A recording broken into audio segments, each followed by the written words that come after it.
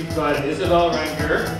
She's here from Pemberton. She drove all the way down from Pemberton tonight to speak here. She founded the Namasthe Tea Company. And I got to know Isabelle last summer, but she's actually been following me on Twitter, and we've been tweeting a lot for a long time. And when I was up in Whistler, I had a session with her and learned a lot about her tea, and a lot about her and her husband and her family, and we're wonderful people. And I think she's very passionate, and it's great to see her here speaking tonight. I think we're going to learn a lot about tea and herbalism and everything else. So please join me in welcoming Isabelle Ranger. Good evening. Thanks, Richard, for inviting me to speak here this evening. That's excellent.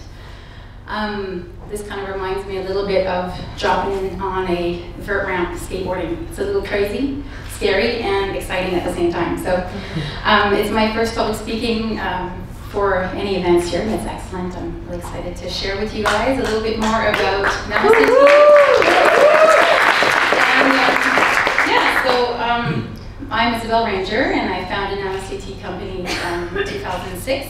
And I started the company basically because I found that there was a bit of a lack of really amazing teas where we lived up in Whistler. Actually, I'm from Whistler, and I farm in Pemberton. So what we do is we grow herbs in Pemberton, and we blend our own teas. We import greens, blacks, whites, and we craft it all up, and we do tea pouches that we sell to hotels and restaurants and grocery stores like Whole Foods. And so we got started, basically, it all started kind of with this wonderful book. It's a herbal book that I got when I was 18, and it was when I just moved to Whistler, and it was basically, it just called out to me, and I was like, what is this? So I was living up there, and it's very lush, and there's beautiful plants, and I just thought, what are all these plants? What are they good for, and how can you use them?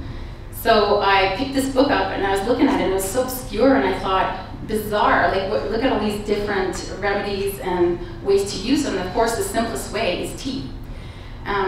What else can you do that's simple and cheap? And the best way to use medicines is just hot water, boil it, stick some leaves in there, and there you go. So my tea adventures began more with, sorry about the mic, I'm not used to mic, began more with herbal medicines, and it was basically how can we use what's around here in BC, pop it in hot water, create it into wonderful teas that help people for health and wellness, and then share that with people.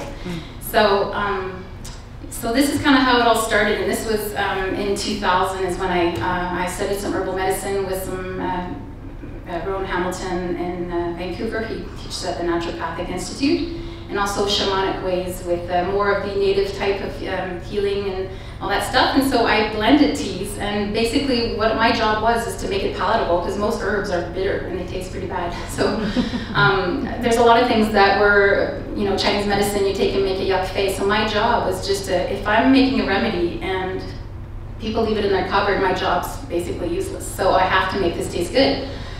So I started with playing around with things, and I discovered a lot of interesting things about the tea world, more so in the industry aspect of it, which there's a lot of natural flavor. So how do you make a tea that should be blueberry with blueberries? Well, actually, if you stick dried blueberries in a tea, it doesn't really taste the way you would expect, the way most of the tea companies out there make it.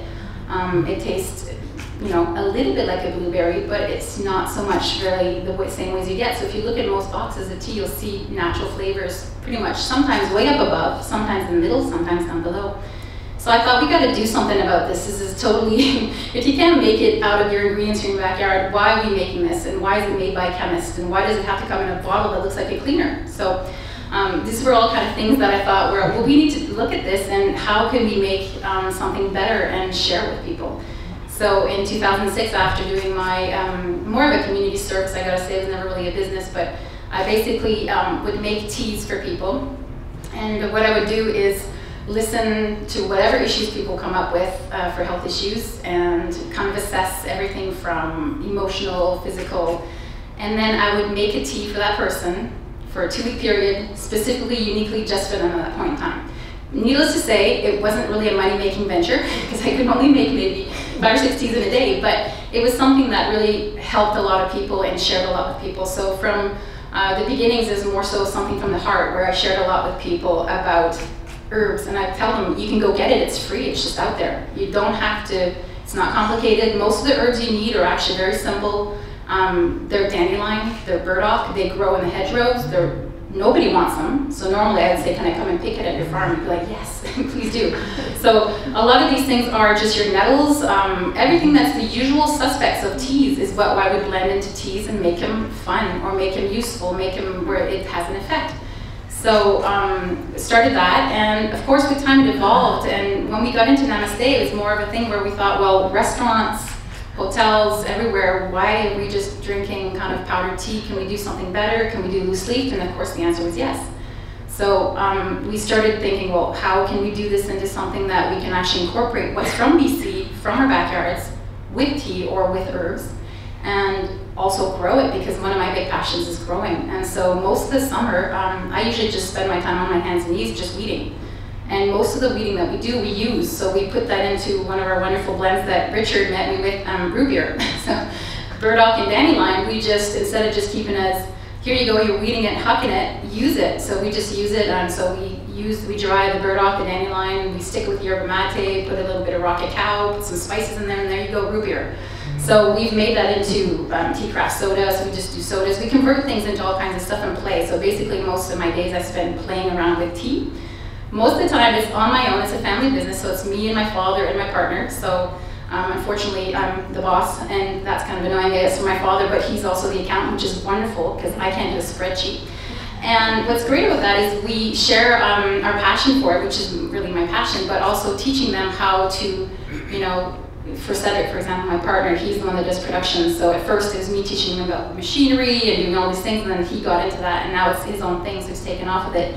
And then, so this is all these wonderful things that got me into tea. And of course, one of my big changing was my book, but also this little thing here, which was, you wouldn't expect most of the time, but actually I spent a big part of my life skateboarding. And skateboarding was actually something that was totally surprising, but it got me to meet my first partner who I had a child with. It also got me traveling around the world because he was a professional skateboarder. So basically we traveled around, ate a lot of good food everywhere from San Francisco, LA, to anywhere in Europe. We traveled out to Europe with our children, with our daughter. And we would scout around for vegetarian and vegan restaurants all over the place. And so I got a lot of exposure to foods all around, from here to California, San Diego, all in Europe. And of course, at the time, it was hard to find a vegetarian restaurant or a vegan restaurant in Europe. So we scouted around everywhere from Paris to Prague or anything like that. So a big part of my passion for things is skateboarding, because skateboarding to me is a bit zen. It teaches me how to face things, or how to commit 100%. And I think business is a lot like that, where you have to commit and have faith that you're gonna land it.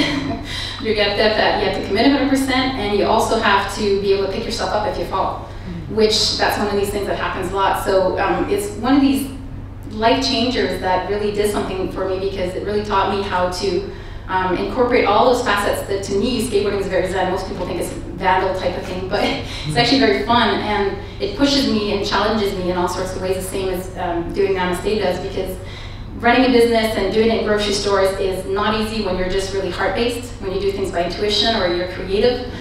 So for us, it's always been a big challenge, but it's been very fun. And I think the culmination point was really when we first started. We used to use a co-packer, and at some point we decided to go gung-ho, leap of faith, and we wanted to do our own self-sufficient packing.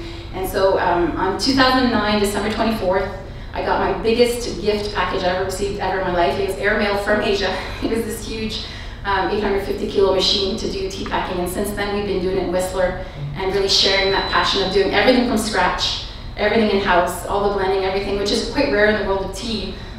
Majority of tea things are made from one-stop shop places where you basically have, they do it all for you and people repackage. So for us, we're kind of the black sheep in the tea world.